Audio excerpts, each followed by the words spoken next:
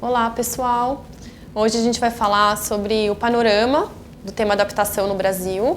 E nesse primeiro bloco a gente vai falar especialmente sobre a relevância do tema, sobre por que o tema é tão importante e os atores precisam realmente atuar nessa agenda. Então a gente sabe que as mudanças do clima já estão acontecendo.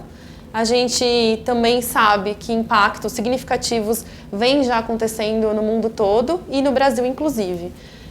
Mas o Brasil é um país muito grande e por isso a mudança do clima se desdobra, né, tem consequências muito distintas no território nacional. Por vezes, na mesma região, a gente tem eventos climáticos e impactos muito diferentes, por vezes até parecem opostos. Então, a gente vai falar aqui de um estudo que foi coordenado pelo professor Jacques Markovitch, da USP. É um estudo que traz dados de 2010 e que apresenta quais são os impactos que já estão acontecendo no Brasil a partir da mudança do clima, por região.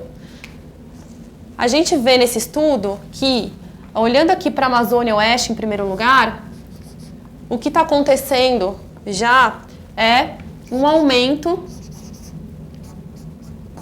nas chuvas intensas, né? Nas chamadas tempestades. Então, mais frequentemente, a gente tem tempestades acontecendo nessa região. No Centro-Oeste, a gente vê acontecendo já um aumento da temperatura, né? Então, aqui um termômetrozinho para simbolizar isso. Ondas de calor mais frequentes e mais intensas. A gente tem também o fim das geadas, então geadas acontecem menos nessa região e as chuvas torrenciais mais frequentes também acontecendo aqui na região Centro-Oeste. Já na região Sul, a gente vê um aumento de temperatura, aumento nas ondas de calor, também redução de geadas, né? E tanto tempestades acontecendo com mais frequência e maior intensidade, quanto as chuvas torrenciais também acontecendo com mais intensidade e mais frequência. A gente vai ver que em praticamente todas as regiões a gente vê aumento de temperatura e ondas de calor, né? Com exceção dessa parte da Amazônia Oeste. Aqui, na região Sudeste, a gente também tem um aumento da temperatura, ondas de calor, como eu comentei, redução das geadas e especialmente chuvas torrenciais, então aquelas chuvas com raio muito intensas que causam alagamentos na maior parte das vezes. Na região Norte e na região Nordeste, a gente tem os mesmos fenômenos aqui acontecendo. Então também aumento da temperatura, ondas de calor. Aqui a gente tem redução do nível de precipitação, então redução do nível de chuva nessas duas regiões do Brasil e mais dias mais secos, dias muito secos aqui representados pela essa florzinha nas duas regiões também. Então aqui, né, evidentemente um fenômeno de seca aumentando. E aí alguns números que esse mesmo estudo traz são interessantes para a gente entender o que esses fenômenos, né, naturais, como eles implicam a economia do país.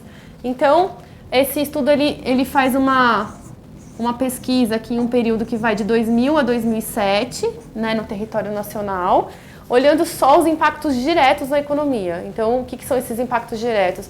São interrupções na produção e seus impactos na cadeia. Então, a gente teve aqui 1,5 milhões de pessoas impactadas diretamente nesse período no Brasil. Um prejuízo econômico estimado em mais de 2,5 bilhões de dólares. Só impacto direto na economia. Então, o número, se a gente for olhar os impactos indiretos, vai ser muito maior que esse. E aí, vale a pena a gente fazer um parênteses, trazendo aqui um número para o ano de 2013, né, que vem de outra fonte, mas para a gente ver como nesse período a gente tem um impacto significativo, mas se a gente olhar só para o ano de 2013, em que teve um impacto também de perdas diretas de 1,7 bi, a gente vê que a tendência é que essas perdas econômicas elas vão crescendo ano a ano para o Brasil.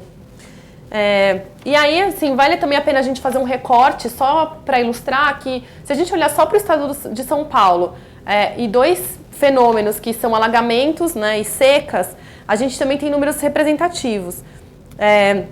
Então, tem um estudo da FEA, USP, de São Paulo, trazendo um número de 762 milhões de reais como prejuízos anuais por alagamento, que são causados em São Paulo, mas que se desdobram para a economia do Brasil como um todo. Então, esse número é para o Brasil a partir dos alagamentos de São Paulo. Só no município, o valor é 336 milhões de reais por ano, né? Então, também de alagamento.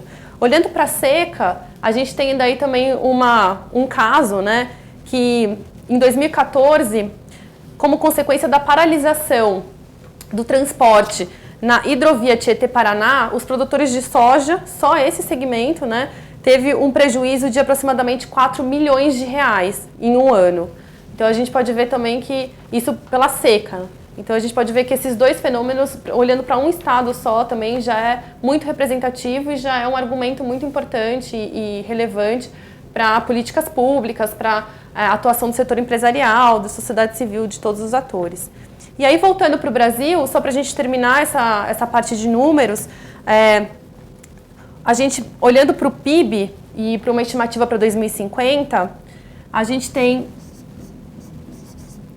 aí uma projeção de que as perdas relacionadas à mudança do clima, se a gente não tiver respostas consistentes que aumentem a resiliência do país como um todo e reduzam a vulnerabilidade, pode chegar a 2,3% do PIB nesse ano.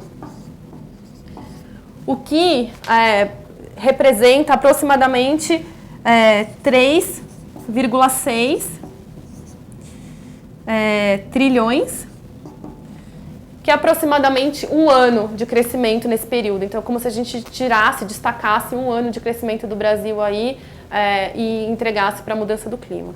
Então, a gente vê que o custo da ação é menor do que o custo da inação e que a gente tem aí um panorama que traz bons argumentos contundentes para uma ação coordenada e planejada na agenda de adaptação no Brasil.